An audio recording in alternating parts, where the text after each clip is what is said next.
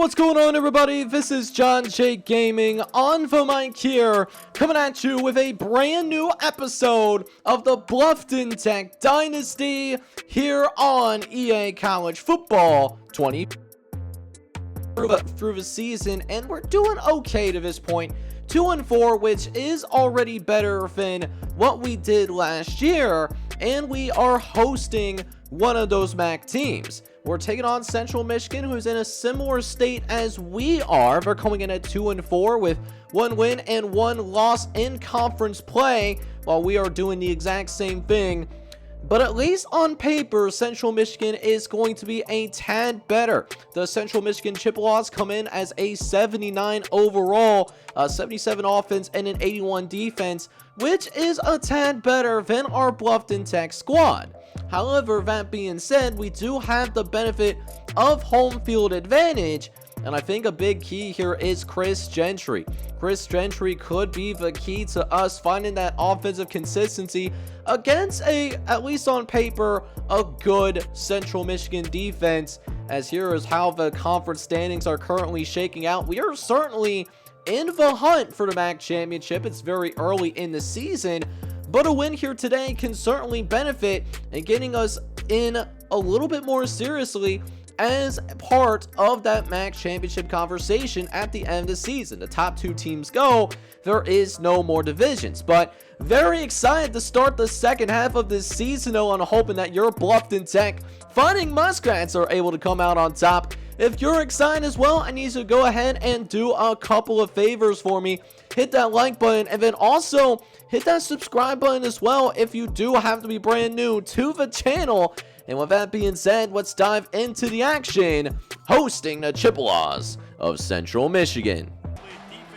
Alright, boys, so we'll go ahead and officially get things underway against Central Michigan, and the Chippewas are going to start with the ball to begin this game, and this was actually how things worked out the last time around. Central Michigan starting out with the football, and that first time that we played them last season, we had several penalties in that first drive that allowed them to drive it down for a field goal. So hopefully our team can come out here and be a little bit more disciplined from our aspect. Now, we have not caused any penalties yet, but Central Michigan is running all over us. Townsend already has 36 yards on the ground, as Central Michigan is going to try to drop back with a play action, firing over the middle, and it's going to be caught for a huge first down. Joe Lobas, who was, I believe, just a freshman last season, he is looking a lot more comfortable here in year number 2, and it is going to be quickly showing.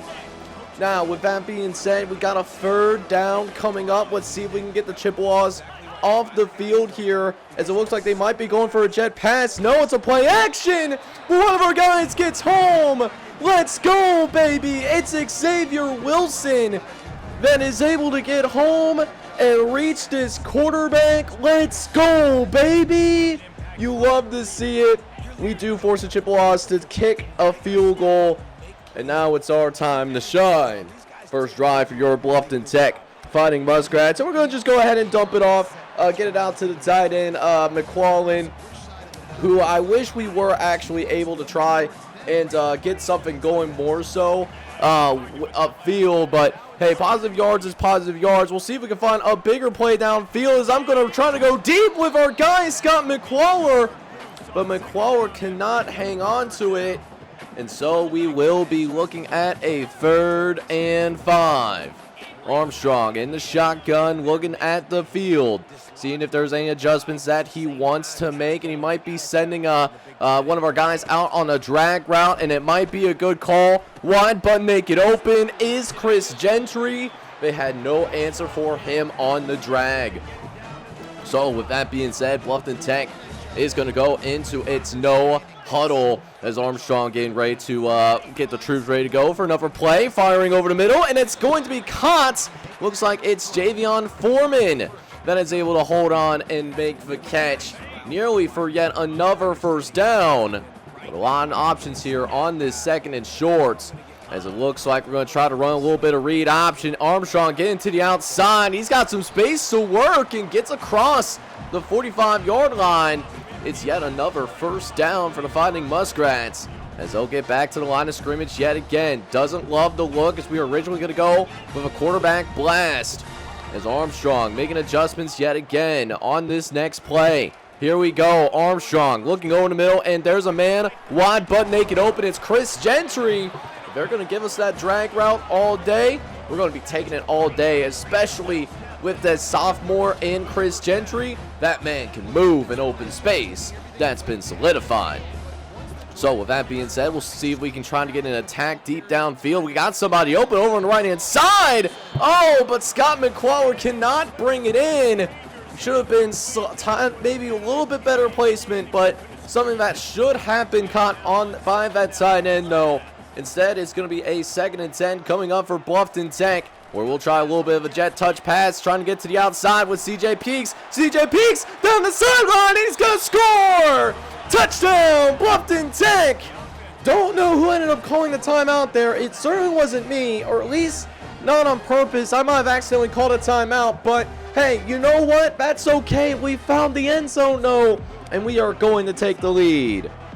So a solid start here for Bluffton Tech as our defense comes back out onto the field yet again, trying to attack that right-hand side. I thought I played that ball beautifully, but a great adjustment by the receiver, and it's not going to take long, but Central Michigan is going to respond right away.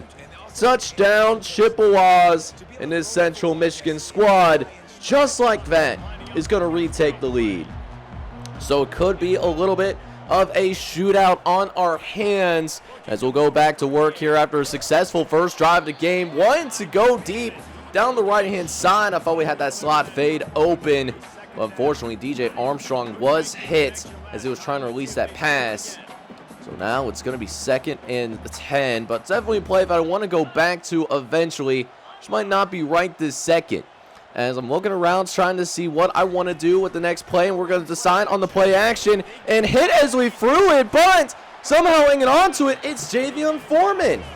That was a great throw there by DJ Armstrong because that offensive line, they folded like some lawn chairs on that particular rep. We lost badly there, but thankfully, we're able to move the Stains, pick up the first down.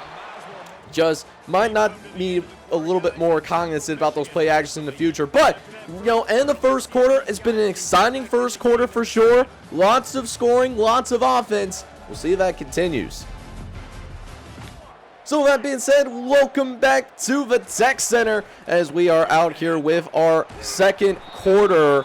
And right now, right away, we find ourselves deep in Central Michigan territory. It's just a matter of, can we keep it rolling here as we have 3rd and inches coming in our direction. 3rd and inches as we'll try another jet pass, and it looks like we've got the space for CJ Peaks, who's got another touchdown potentially. It's going to be dropped inside the 5-yard line, but unfortunately, it looks like this might be coming back, folks, as there is a penalty on the field. It's Aiden Kramer. So instead of being a 1st and goal situation, instead, what we have at the moment is we now have 3rd and long, and certainly not a spot that I want to be in, but that's what we have at the moment. 3rd and 10, Armstrong's going to drop back, looks over to the right-hand side, trying to make a play, but looks like it's going to be well covered as 4th and 10 coming up. Looks like we're kind of in no man's land, so even though this is a longer 4th down, we're definitely going to try it here. See if we can have any lady luck on our side as Armstrong looking over to the left-hand side. He's got a man open, but it's going to be dropped. Oh, my goodness. We had the first down, but unfortunately, it's dropped. So that means we have to give this football back over to the Chippewas. And the Chippewas are going to make a big play here a couple of plays after driving deep into Bluffton Tech territory. They just might be poised for yet another score. So we'll see if our defense can come out and make some adjustments themselves as they're going to go play action. Looking over to the left-hand side, and we get beat on the wheel route there. Another touchdown for the Chippewas. Was not anticipating the wheel route, so I was not as disciplined in my zone as I should have been. And this Central Michigan team absolutely made me pay for it there. That's a user error on me to make it a little bit easier on this already difficult Heisman CPU. So already down 17-7 as our offense needs to respond with points. We might have something deep down the field, though. This could be a big play, but it's dropped. Javian Foreman drops a big play, and that is just so disappointing, dude. So instead, it's going to be 3rd and 9 coming up. Trying to make a big play downfield once again. Armstrong looking around, trying to throw over to the right-hand side, but it's intercepted. Thought we were going to have him open on the comeback pattern. Wanted to go back to Javian Foreman. And unfortunately, I don't think this penalty is going to help us out at all. We're going to have a holding penalty once again. And we put ourselves in a bad spot in this defense as we are now staring down a 17-7 deficit. And this Chippewa team, it is certainly driving yet again. So here we are, 1st and 10 from the 11-yard line as Central Michigan tries to put up more points on the board. And it looks like they're going to make it happen with an easy touchdown on the ground.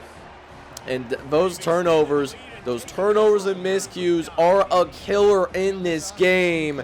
And it is certainly no different here as Central Michigan is going to expand upon its lead. And that's the freshman able to find the end zone. So Bluffton Tech finds itself down 24-7. So a lot of 21 unanswered points for Chippewa since taking the lead in the first quarter as our offense tries to find that rhythm that it had on the first drive. Looking over to the right-hand side, and this could certainly help. How about that kind of running there by our receiver? I believe that was CJ Peaks that made the catch. So another 1st down for the Fighting Muskrats. As now we're going to go ahead and make some adjustments at the line of scrimmage. Want to see if we can go deep here as they're definitely pressing here on this 1st and 10. We'll go ahead and call a couple of safe routes just in case. We got somebody open, though, down the right-hand side. Can this be caught? Yes, it is! It's Chris Gentry, able to make the defense pay. And it's a touchdown for the Fighting Muskrats. Bluffton Tech is going to cut into this big deficit that they've built for themselves. And just like that, we get another touchdown on the board. So 24-14 is your score as our defense tries to play a little bit better this time around. Did give up a touchdown on the last couple of possessions, so we'll see if we can change that up here. As Brock Townsend has certainly been a problem for us. He already has almost 70 yards here in this first half. And we still have a whole another half of football to go, so I wouldn't be surprised if they go back to him again, and they do. And the freshman will deliver, picking up a 1st down for the Chippewas. A couple of plays later, looking at a 2nd and 10 as they go right back to Brock Townsend. And this time he's got some open space, running like a deer in the wild. That is a huge 1st down for the Chippewas there yet again. And this Brock Townsend could be a future star in the MAC for sure, but we don't do ourselves any favors either. We are going to be called for an offsides penalty. That's going to be Allie McCrary, one of the freshmen that we do have on this team. Have high hopes for Allie McCrary in the future. But for now, just a young freshman mistake. And that's really, the big thing. We're playing a lot of underclassmen in comparison to many of the teams that we're facing. So when it comes to our composure, it's easier for our team to be a little bit more rattled and to make a little bit more boneheaded mistakes. But, we got some talented guys in here. They'll definitely learn eventually. As we are coming up on that 2-minute warning here. 2nd and 10. Townsend trying to get to the outside, and Xavier Wilson over pursues. And now he's got an open lane, possibly to the end zone. Finally dragged down by Nash Birte and company. We're going to be staring down a 1st and goal as well. So the Chippewas looking to score yet again. Lobos looking to right-hand side, and it's nearly caught for another touchdown. But it ends up being dropped. Solid coverage, though. We're going to get that pass away. As now it's 3rd and goal from the 9-yard line. Lobos looking around, trying to get out to the right-hand side, and just has to throw that particular pass away. Not much that he could do there. We had everything pretty well covered. And so the Chippewas are going to get ready to hit this field goal. But wait a minute now. That field goal is actually missed. So this could be a possible turning point in the game as we have a chance to cut this to a one-score game before we go into the locker room. So we'll see if our offense can do exactly that here as we get ready for 1st and 10 from the 20-yard line. Armstrong looking over to the left-hand side. It's going to be a halfback screen. Can't get out of bounds, though, so we will use one of our timeouts. But that accidental timeout that we took, we are only having, we got one timeout remaining, so we got to use it well. Scott McClawler is going to be able to get out of bounds there and pick up the first down as well, so it stops the clock at 1:37. And we'll see if we have something over on the left-hand side here. Trying to go to the left-hand side, and it's going to be caught!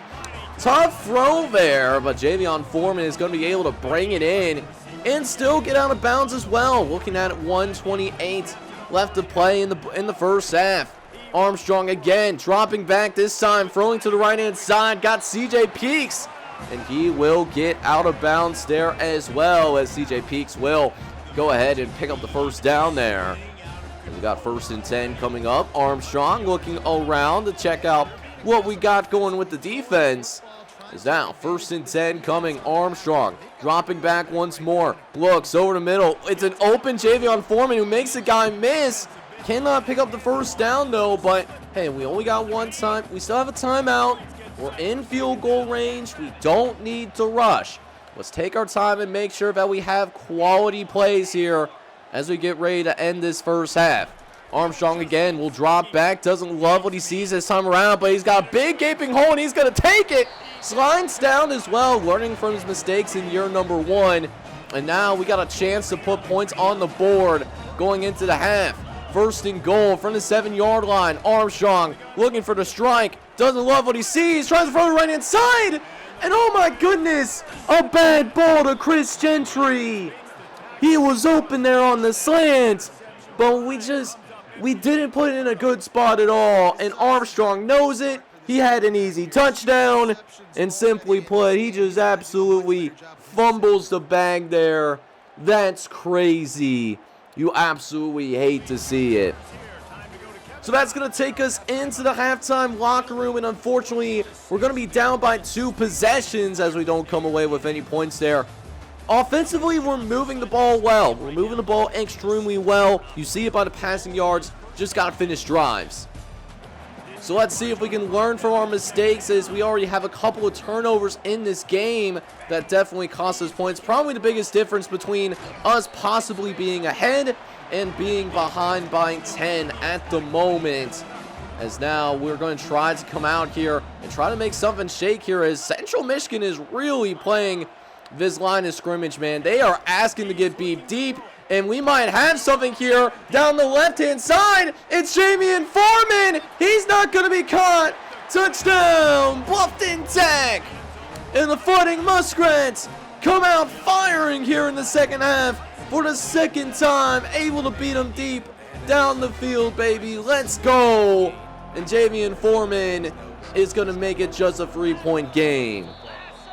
So with that being said, Central Michigan getting ready to have its first drive here of the second half, but first we do have a penalty on the field. Tajay Coles, this senior defensive linebacker, is going to be called for an offsides. He kind of jumped early there, so Central Michigan is going to have a much easier second down, which they will end up grabbing there. DeCorian Temple is going to make the catch, and I'm surprised that he went down when he did, because they had a lot more space there. So we might have been bailed out there a little bit, I'm not going to lie. But with that being said, Central Michigan going right back to that running game. And the running game, we have had some issues with our run defense this year, and that certainly showed up here yet again. It's now 3rd and 4 coming up. They're going to go with the halfback draw. We cannot bring him down at the line of scrimmage. So again, Nash Berthe has to come in with the tackle. And that is going to be another first down for the Chippewas. Got to get better in the trenches, that's for sure. It's now 1st and 10 coming up once more. It looks like could be a jet pass. No, it's a play action instead. Looking over the middle of the field. And we can't make a play outside of the outstretched arms of Porter Lindstrid. He finds the end zone once more. Touchdown, Chippewas. And Central Michigan is going to put up some more points on the scoreboard. Yet again, the senior and Chris Parker makes us pay. And what's worse for us is that we are actually going to be putting ourselves in a tougher spot here. We actually do end up going 3 and out on our next possession. So that does end up meaning that Central Michigan will be taking back over yet again, as it's going to be yet another play action. We played it slightly better this time, but we will still give up the first down. Porter Lindstrid was there to make the tackle on Tyson Davis, who gets his second catch of the ball game. Is now 1st and 10 again here as we get into the late into the third quarter, as their running back's going to get loose yet again. And Brock Townsend has been a problem. They are giving him the rock, and he is absolutely delivering at the moment. I mean, my goodness. Close to 200 yards on the ground. He's giving a good security blanket to Joe Labas, as that pass ends up being dropped. But, I mean, if we're being real with ourselves, not sure why Nash Berthe stepped up when he had somebody in his zone, right? So it is what it is. But Townsend is going to get loose yet again, able to pick up a few more yards. Now it's 3rd and 5, but the playbook is certainly open for Central Michigan. Could be plenty of options available. This 3rd and 5, they're going to decide to pass over to the right-hand side, and it will end up being caught.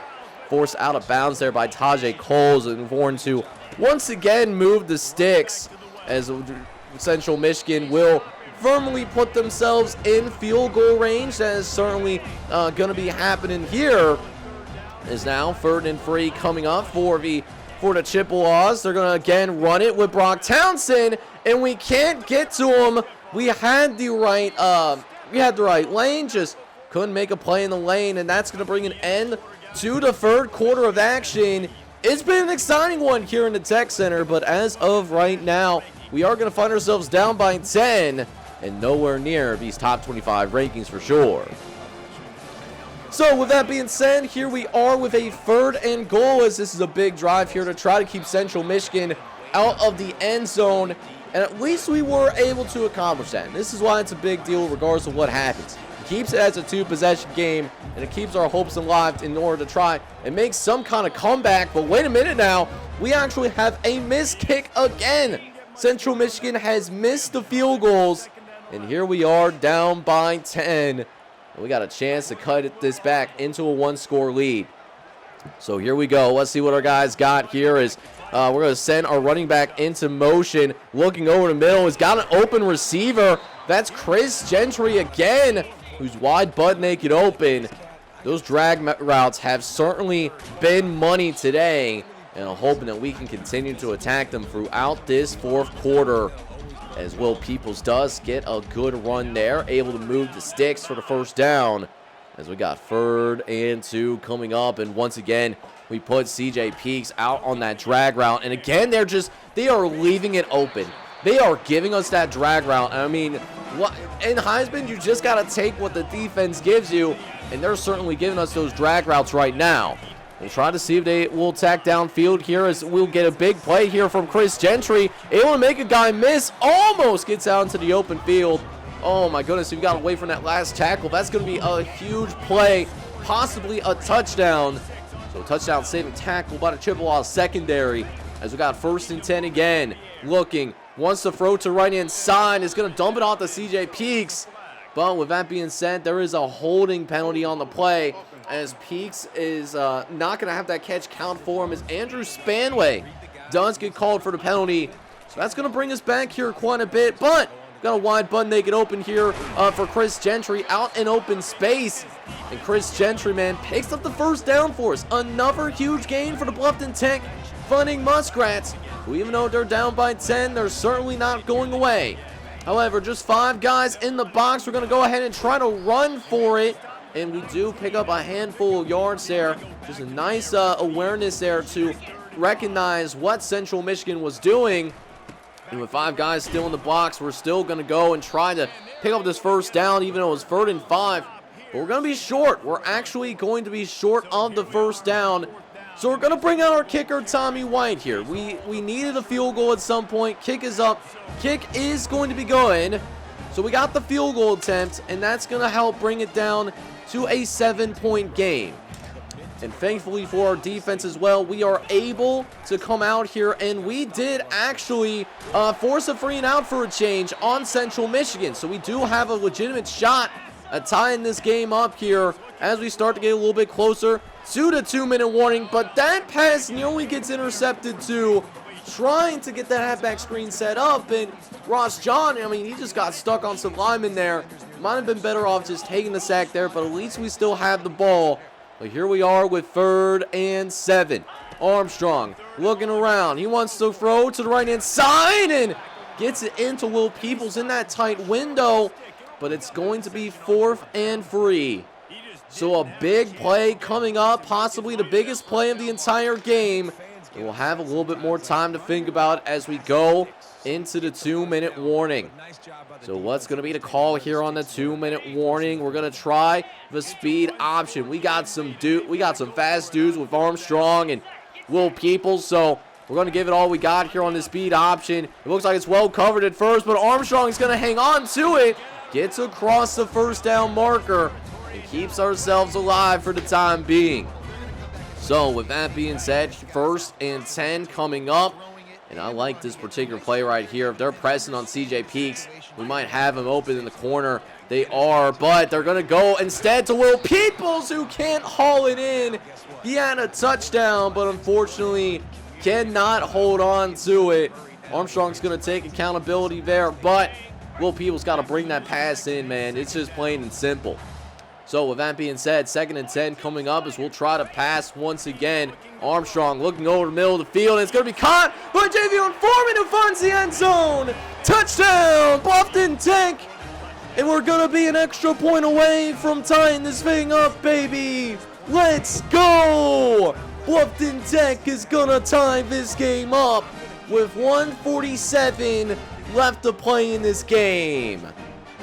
And now the biggest question is, did we leave too much time for Central Michigan? 1:47, they got all of their timeouts, and their offense has been pretty effective today. Looking over the middle of the field, going over to the left-hand side, and it's going to be caught.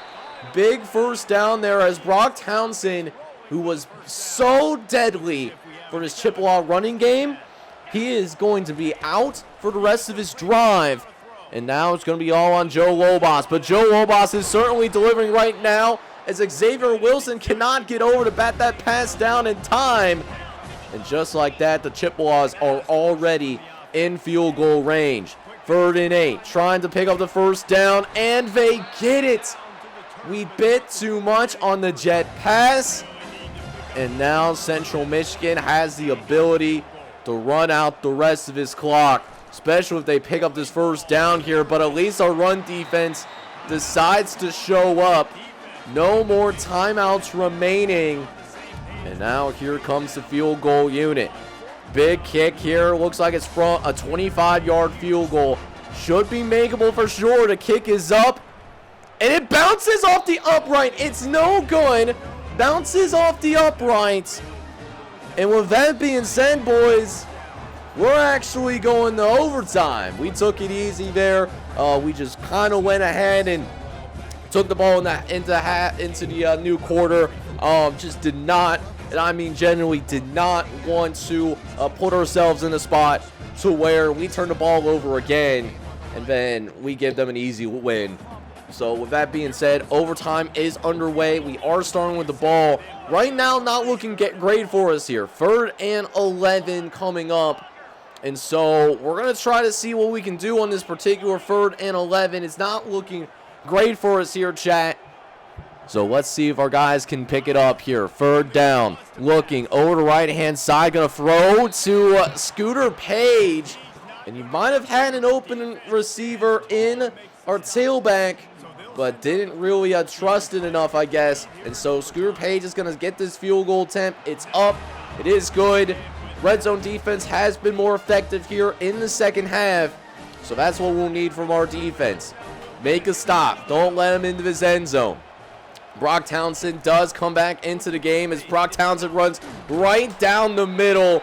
And it's going to be an easy first down for the Chippewas, who again are going crazy with that rush defense.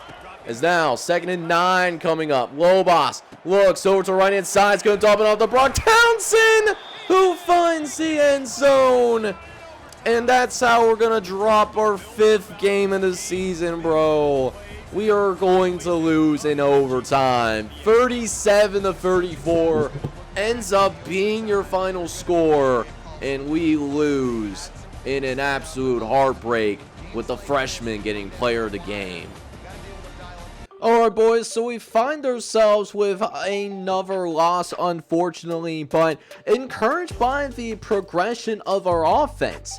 DJ Armstrong shows that he might be the Jamais Winston of modern college football. He did throw for 430 yards, 4 touchdowns, did have a couple of interceptions though, but did put us in a position to where we could have potentially have won this game. And then we get ready to go to our running game. And we didn't run the ball as much as I thought I was going to run it, but we were somewhat effective running the ball too. Will Peoples had 59 yards on the ground. DJ Armstrong wasn't too bad. And then Ross John ended up with a 12-yard carry to close out regulation. Meanwhile, for the receivers, though, Chris Gentry continues to ball out as he has 158 yards and a touchdown. But he actually had some help this time around. Javion Foreman had multiple touchdowns on the day as he had 7 catches for 150 yards. CJ Peaks was also successful in finding the end zone as well. Defensively, I was honestly very disappointed in our defense here today. Giving up 30 plus is a very tough pill to swallow. Nas Berte was a little bit of a bright spot. He had 14 tackles in the ball game, and Porter Winstrade, who likes to play in the box quite a bit, he does end up with 11 tackles. We do also get some pressure on the quarterback, but it's mainly from Xavier Wilson. Wilson accounted for both of our tackles but on this quarterback, but we couldn't do anything with our defensive linemen. It continues to show that this is going to have to be a focus for us as we are in recruiting. We also failed to get a turnover, which also could be another reason why we ended up falling in this matchup.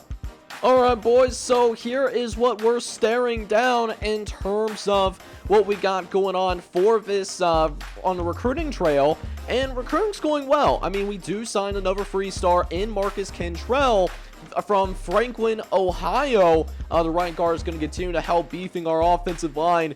We also signed Cameron Titus a couple of hours south of our campus. Cameron Titus is a right outside linebacker who also does have that 3-star designation. He will be joined by Chris Henderson, another 3-star linebacker from North Versailles, Pennsylvania. But then here's what we got going on in terms of other recruiting updates, and we're close on at least one person. Ty Walker is a 3-star wide receiver from Pickerington, Ohio, that's out in the Cincinnati area. We're very close on having him sign on the dotted line. We're also in a little bit of a battle here with Robert Horn. However, it seems very unlikely that we're going to bring Robert Horn. Probably a battle that we're going to have to give up with UC surging late. In terms of other news, Kawhi Hill, we do have the lead on here early, but there's still plenty to go in that recruiting battle. Kevin Lincoln is the only scholarship that Bluffton Tech has, so Kevin Lincoln is likely going to come into our direction. Nelson Sexton could be some depth out there on the outside linebacker spot. And then Derek Tutt, right now it seems like, is leaning towards coming to Bluffton Tech, as we are their only offer at the very moment. With DeMarcus Soto, ended up signing with Kentucky. He also had offers from us, Northwestern, and the Akron Zips as well within the MAC.